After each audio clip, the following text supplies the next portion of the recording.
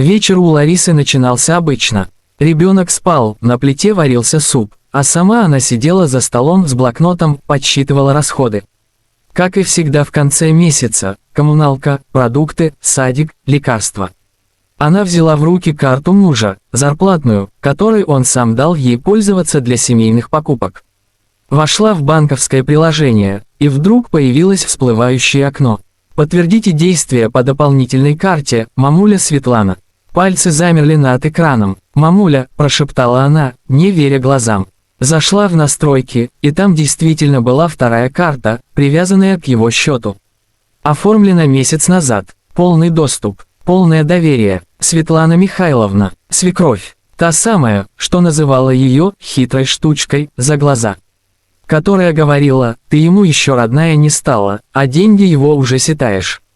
Лариса ощутила, как внутри поднимается тяжесть. Она вспомнила, как недавно просила Илью купить теплые ботинки для сына, а он ответил: «Потерпи, сейчас тяжелый период, давай на следующее».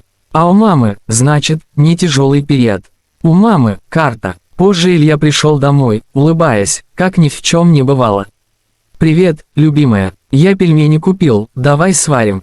«А маме ты что купил?» – прозвучал ее вопрос ровно, без эмоций. Он замер. «В смысле? О чем ты?» «О том, что у твоей мамы доступ к нашей семейной карте». И я об этом узнала от приложения. Тишина. Он отвернулся, пожал плечами.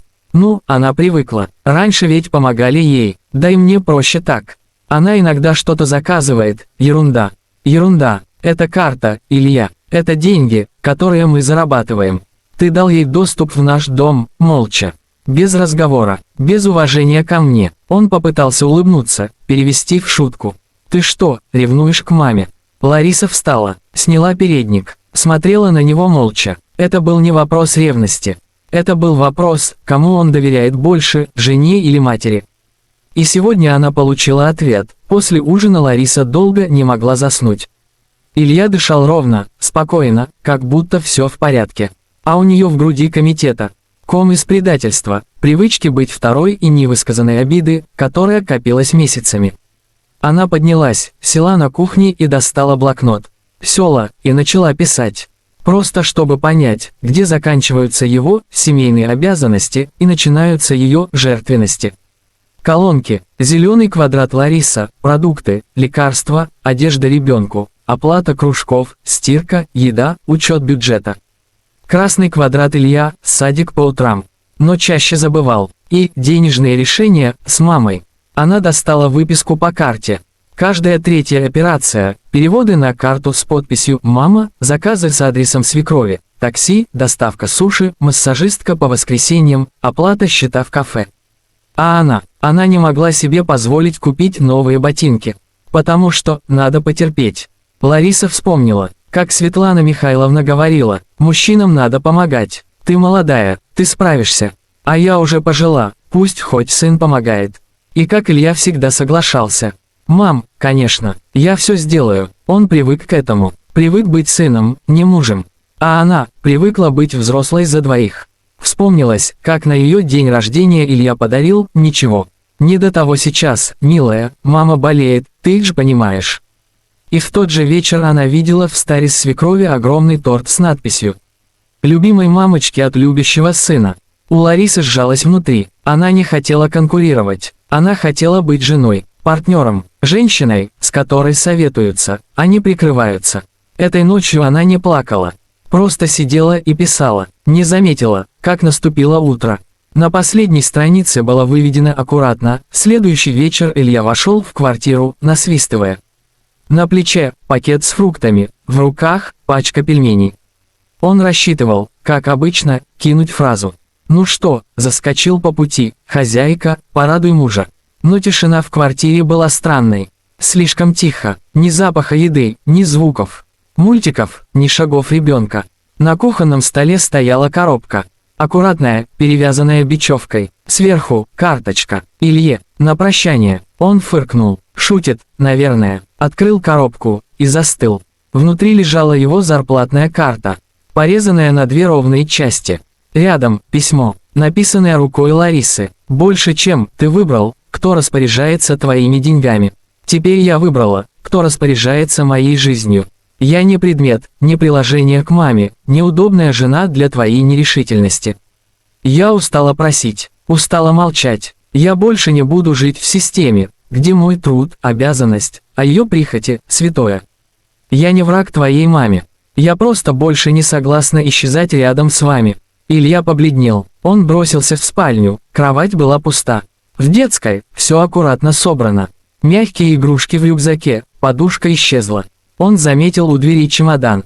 Лариса стояла, одетая, с сыном за руку, спокойная, без слез, без упреков. «Куда ты собралась?» «Домой. В место, где я больше не чувствую себя лишней». «Подожди, я же просто не подумал». «Нет, Илья, ты привык, ты не выбирал, ты следовал привычке, все советовать с мамой, все отдавать ей, а меня не слышать». Он сел прямо наполовину, медленно, как человек, у которого земля ушла из-под ног. Смотрел вверх, растерянный, голый перед правдой. «Я тебя люблю», — выдохнул он. Лариса посмотрела спокойно. Любовь – это не только чувство. Это выбор, уважение, порядок приоритетов. Она взяла сына за руку и ушла, не оборачиваясь. Илья остался сидеть среди пустой кухни. Впервые, без привычного голоса мамы. И без той, кто терпела эту привычку. Прошел месяц. Новая квартира Ларисы была маленькой, но уютной. Белые стены, запах кофе по утрам, старенький диван и детские рисунки на холодильнике. Она просыпалась не от окриков, не от звонков свекрови и не от напряженного молчания мужа, а от тишины и солнца. Сын с утра смеялся, складывая кубики, пока Лариса готовила завтрак. Иногда ей становилось страшно от того, как хорошо быть одной. Не потому, что хочется одиночества, а потому, что в этом одиночестве нет боли. Нет ожидания, что снова забудут, снова унизят, снова поставят вторым номером. Однажды она пришла в парикмахерскую, впервые за 2 года. Укоротила волосы, посмотрела в зеркало и впервые за долгое время увидела себя. Не мать, не жену, не сноху, а женщину. На следующий день пришло сообщение от Ильи. «Больше чем, я все осознал. Мамина карта закрыта. Я бы хотел поговорить, вернуть семью, вернуть тебя. Готов на все». Лариса долго смотрела на экран. Улыбнулась, не злобно, не торжествующе.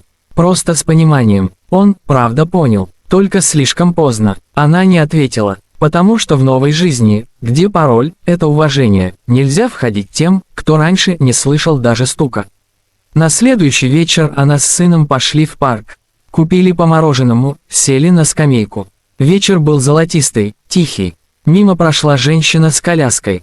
Улыбнулась ей. Лариса подумала, вот так, наверное, и начинается настоящее. Не с громких словарей, а с того, что ты сам себе говоришь. Я заслуживаю большего, я могу жить по-другому. Она достала свой телефон, удаленными сообщения, старые фото, контакт Илья удален. Пароль к банковскому приложению она изменила недавно.